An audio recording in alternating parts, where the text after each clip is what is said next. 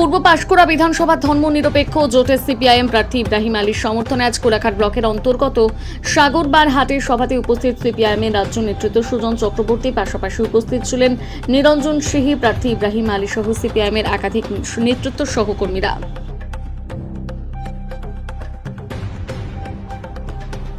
আরো একবার পাঁশকুড়া পূর্ব থেকে আপনি বিধায়ক পদে দাঁড়াচ্ছেন।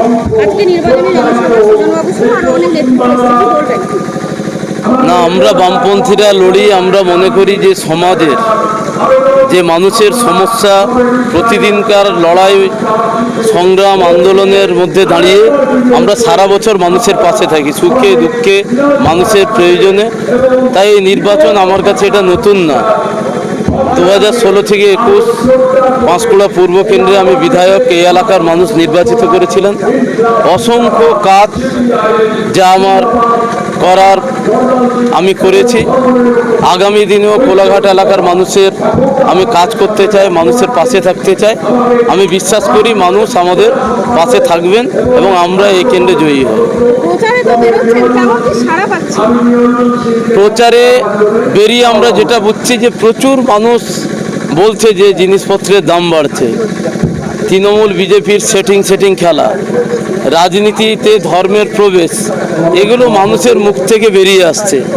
তাই আমরা আগের 2021 নির্বাচনে যে ধর্মীয় মেরুকরণ একটা ছিল, সেটা এই নির্বাচনে ধর্মীয় মেরুকরণ মানুষের মধ্যে অনেকটাই কেটেছে।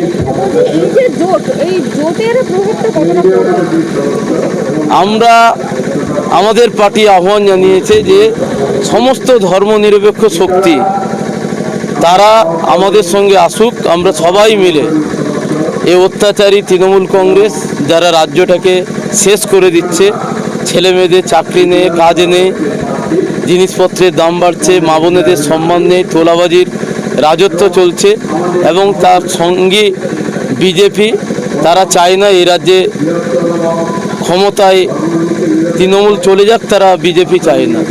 কারণ এই কেন্দ্রে যিনি 2024 সালে এমপি হিসেবে নির্বাচিত হয়েছেন, অভিজিৎ গাঙ্গুলি, তিনি বলেছেন যে দিল্লির বিজেপি নেতারা চায়নি এ রাজ্যে বিজেপি ক্ষমতায় আসবে। স্বাভাবিকভাবে আমরা মানুষকে বলছি যে এই দলের এমপি যদি এই কথা বলে থাকেন, আপনারা কেন বিজেপিকে ভোট দেবেন? আমাদের লড়াইটা এখন তৃণমূল বিজেপি মিলেমিশে একাকার। তৃণমূল বিজেপির সঙ্গে আমাদের লড়াই।